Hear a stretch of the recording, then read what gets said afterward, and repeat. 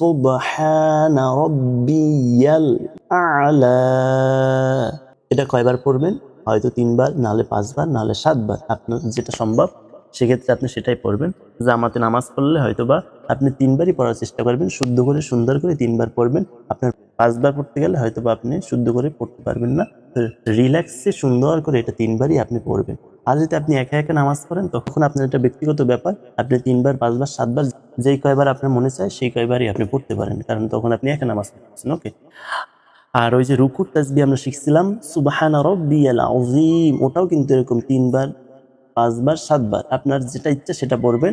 জামাতে নামাজ পড়লে আমি বলবো যদি আপনি 3 বার পড়েন আপনি সুন্দর করে শুদ্ধ করে পড়ার সুযোগটা পাবেন আস্তে আস্তে। আর যদি আপনি 5 বার 7 বার পড়তেছেন হয়তো বা আপনি শুদ্ধ করে পড়তে পারবেন না। তারপরে যদি আপনার কাছে সময় থাকে অবশ্যই আপনি বেশি পড়ার চেষ্টা করবেন।